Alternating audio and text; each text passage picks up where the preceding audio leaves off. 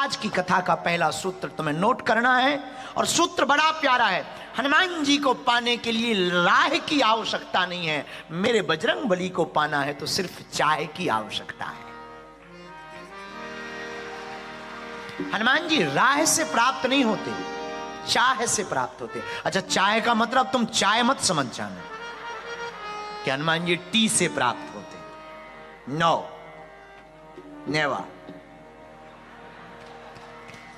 हनुमान जी प्राप्त होंगे तो आपकी भावना से, जितनी दृढ़ता के साथ तुम्हारी भावना होगी, हनुमान जी तुम्हारे उतने करीब होंगे। बुरा मत मानना, पढ़े लिखे आईआईटी के लोग, पढ़े लिखे बुद्धिमान लोग हमारे पास जब पहुंचते हैं तो तरह तरह के क्वेश्चन करते हैं, कुतर्क करते। क्वेश्चन भी नहीं कहेंगे, कुतर्क कहेंगे, उसको कहेंगे पागलपंती।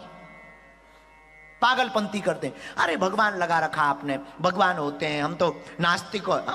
बुरा मत मानना, आप नास्तिक हो हमें खबर नहीं, आप आस्तिक हो हमें खबर नहीं, आप वास्तविक हो या नहीं ये हम पूछ रहे हैं आपसे। आप भले ही आस्तिक मत हो, आप भले ही नास्तिक हो, पर हमारी प्रार्थना है तुम नास्तिक भले ही रहो, पर याद रखना मेरे पागलो, तुम वास्तविक हो या नहीं, ये बहुत महत्वपूर्ण है। नास्तिक होते हुए भी तुम अगर वास्तविक नहीं हुए तो तुम्हारा जीवन दो कौड़ी का है और तुमने कुछ नहीं समझा। तो अगर तुम हनुमान जी को जानना चाहते, इस भाग दौड़ की जिंदगी में और कलयुग में भी तुम हनुमान जी की कृपा को महसूस करना चाहते, तो बहुत बड़ी बात नहीं है। हनुमान जी को पाने के लिए कोई राय की आवश्यकता नहीं।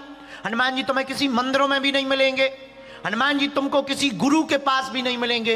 हनुमान जी तुम्हें मिलेंगे और तुम्हारे मन मंदिर में मिलेंगे और तुम्हारे अंदर मिलेंगे और तुम्हारे अंदर वो स्वतः भाव से प्रकट हो जाएंगे। इसलिए हनुमान जी को पाना है तो हमें चाय की आवश्यकता है, राह की आवश्यकता नहीं। लेकिन वर्तमान समय में ज्यादातर लोग राह चुनते हैं, चाय कम, रास्ते चुनते हैं। हम लोगों ने ये जो व्यवस्था बनाई, हमारे ऋषि मुनि बहुत वैज्ञानिक थे, बहुत वैज्ञानिक। उनका विज्ञान इतने ऊंचे लेवल का था कि कोई उनके विज्ञान को पढ़ नहीं सकता। उन्होंने प्रत्येक, हमारा सनातन इतना महान इसलिए है क्योंकि प्रत्येक विषय में विज्ञान भरा है। हवन में विज्ञान है, वायुमंडल को शुद्ध करता है। तिलक में विज्ञान है, सूर्य की रोशनी डायरेक्ट आज्ञा चक्र पर नहीं पड़ती है और पुश करने से याददाश्त बढ़ती है। शिखा का विज्ञान है, चोटी का विज्ञान है। ये सबसे सेंसिटिव एरिया रहता है, इसको सुरक्षित भी करता है और विचारों को कॉन्सेंट्रेट, माइंड को कॉन्सेंट्रेट करने के लिए बल प्रदान करता है। हर चीज का लॉजिक है, विज्ञान है। हमारे पूर्वज जितने वैज्ञानिक थे, शायद कोई दूसरा वैज्ञानिक नहीं रहा होगा। इसलिए मेरे प्रियजनों, हम तुमको प्रार्थना करें, हमारे पूर्वजों ने भी संकेत दिया, हमारे अध्यात्म ने संकेत दिया कि हमको राह नहीं चुननी, चाह चुननी।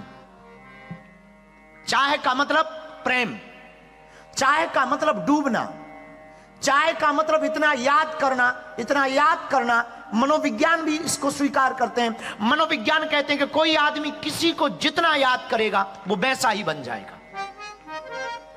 और तुम अगर हनुमान जी में डूबोगे तो स्वाभाविक रूप से तुम्हारे आसपास उनकी ऊर्जा गूंजने लगेगी और तुम अनुभव करोगे कि तुम्हारे पास हनुमान जी हैं। तुम अनुभव करोगे कि तुम्हारे आसपास वो महसूस हो रहे हैं और तुम अनुभव करोगे कि वो तुमसे बात कर रहे हैं, हवा के माध्यम से, ध्वनि के माध्यम से, गीत के माध्यम से, संगीत के माध्यम से और गुरु के माध्यम से और गोविंद के माध्यम से। इसलिए मेरे प्रियजनों, आपकी एक भूल पर हम चर्चा करेंगे। हम लोग राह चुनते हैं, चाह नहीं चुनते।